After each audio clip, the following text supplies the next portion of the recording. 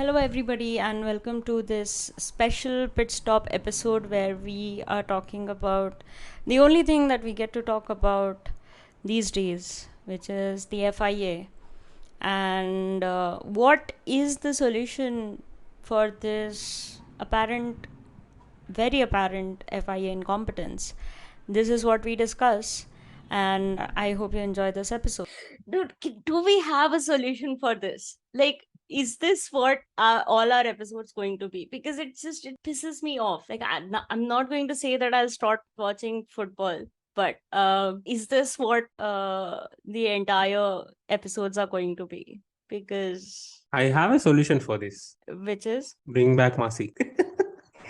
I Don't you mean, think that works? to an extent, again, like it's like, It is damage limitation. yeah, at this point, because obviously this current state of the sport is like hell of a lot worse. But again, like, even Masi, like, even okay, we were not making a podcast at the time, but even at that time, this was what our conversation used to be. Like, what is Masi doing? Like, do you remember Jeddah? I remember. Exactly, like, you were having very public negotiations of positions.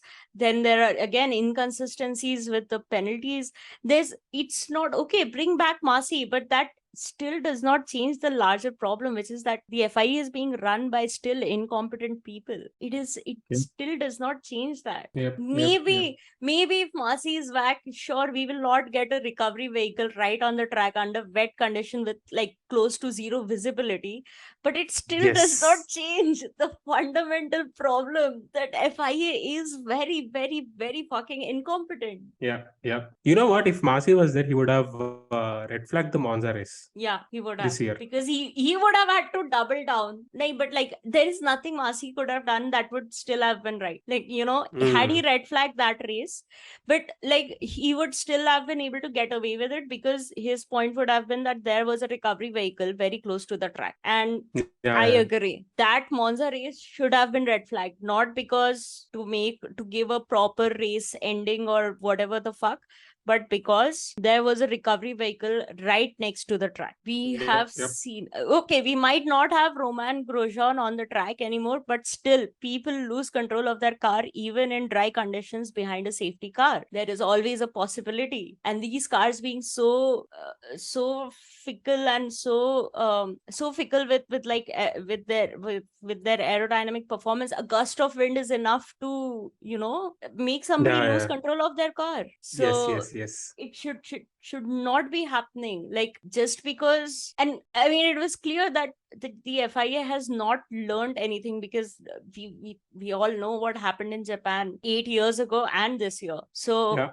I mean, I have no words. I have literally no words. But I really think that every single race weekend is just my anger is going to go up, and then it's going to come down once I've ranted about whatever the fuck have I did to other people. This podcast is now therapy for us. This podcast is now therapy, because we need to talk about this so that I can sleep peacefully at night. Because I This vented is out. our safe space to vent out the frustration. Yeah, it is very frustrating. FIA.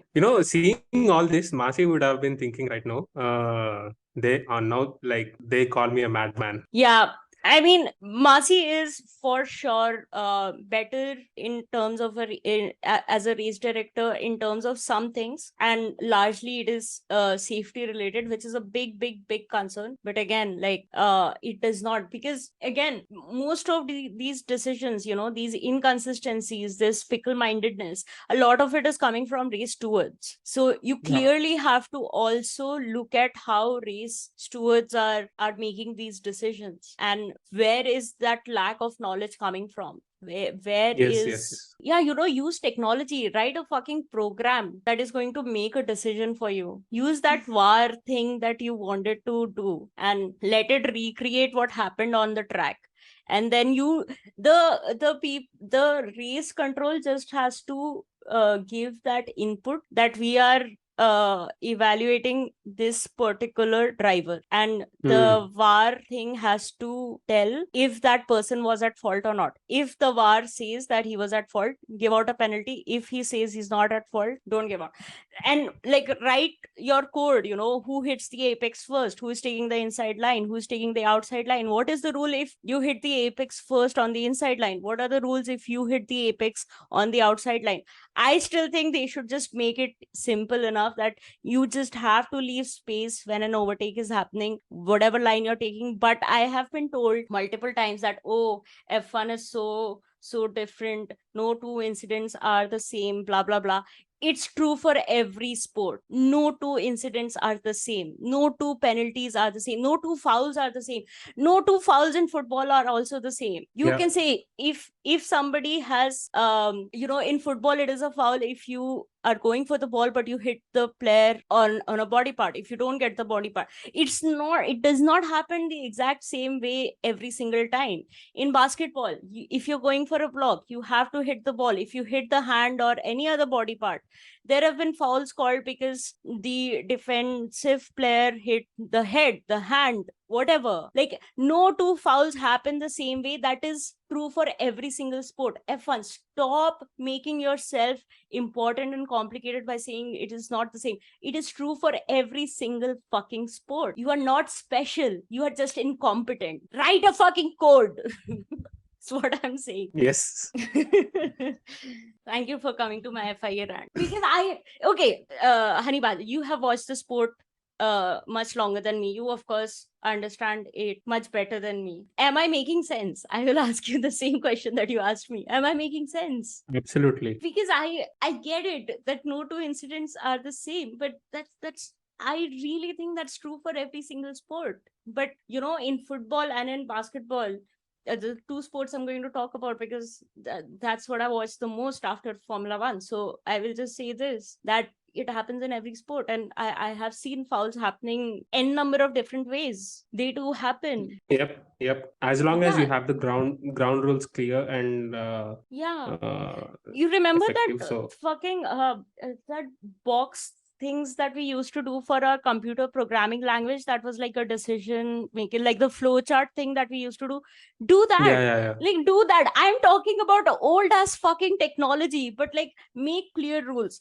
You hit the apex taking the inside line, what are you supposed to do? You hit the apex taking the outside line, what are you supposed to do? Like, make those fucking rules, feed it into a program, and let your VAR technology recreate what has happened. You input which are the two drivers that you are going to evaluate, and then let the computer run if it was a problem, like who was at fault and who should get a penalty. Just do that. It would still be more consistent. I am thinking now, where is all the oil money going? In their pocket, in Liberty's pocket. Obviously, that's where it is going, because none of it is going into the sport. So bad. Yeah, I mean, I know, purist F1 fans will say that I'm not making much sense, but I don't think that I'm talking bollocks. Like, I really think that there is merit in what I'm saying, and programmers far better than me. Like, even if you have an AI program, feed it last 10-15 years of races, like at least do everything from turbo hybrid up until now, and the AI would learn and still give better decisions than what the stewards are doing. Automate as much of the process as you can. We have the technology now. Yep.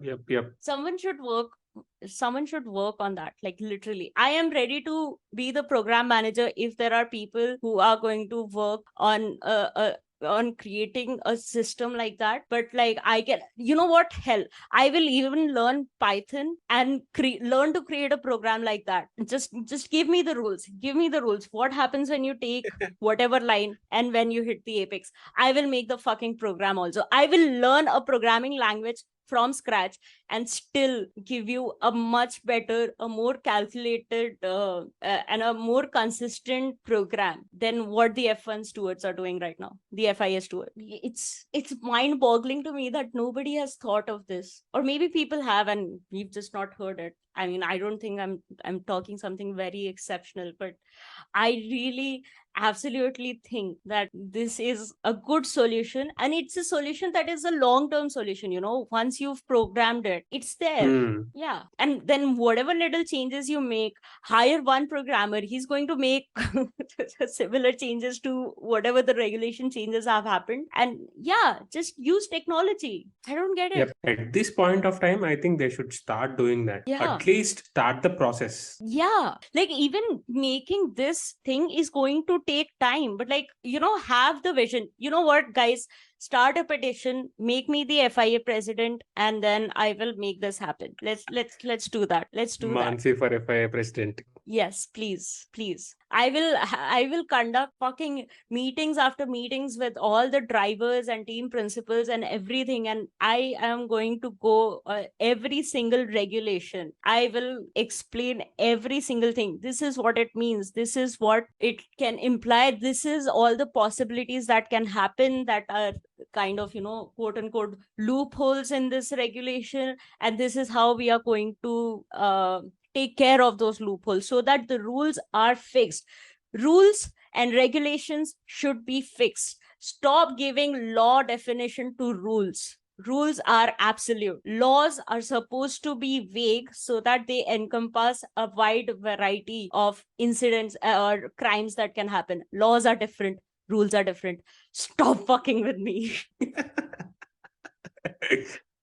FIA rant has gone to another level today. I am so tired of it. Ever since Singapore, dude. Ever since Singapore, it's one thing after the other. Like, I listened to our Singapore episode. I can't believe our entire episode, 60% of our episode is what the fuck is the FIA doing? And you know what? Even USGP, one of the best races of the season, and all I can talk about is how fucking incompetent the FIA is. They are ruining the sport for me and my conversations about it. Get your shit together, FIA. Make me the damn president. In 3 years, and I'm just taking 3 years as a generous timeline so that I don't overburden myself. But I'm telling you, 2026. If you make me the president today, 2026, I will ensure that everything is technologically getting decided, like little to minimal what do you say, human intervention. Only the race directors, and I will stand at the head of that fucking race director and make sure that he does not screw shit up, whoever that person is. Yeah, this is what diversity, inclusion, and bringing in new eyes does to a sport. FIA. They have vision. FIA and the Formula One, they have the vision of biodegradable fuel, and in that direction. But currently, but then you look at the calendar that they designed, and like, we are going to go around the world 3 billion times. What? Doesn't make sense at all. Yeah, a tiny little podcast called Over the Curb created a much better calendar on one of their episodes. With minimal number of time zone jumps. Yes. Tiny little podcast, Over the Curve. We are more logical. Subtle plug. So that was it. That was my mini rant on the FIA and one plausible solution, maybe. Let us know what you think about this episode. Please write to us at overthecurvepodcast@gmail.com, or reach out to us on our Instagram or on our Twitter. Leave your comments on our YouTube channel. We would be more than happy to hear from you. And until the next episode, bye bye.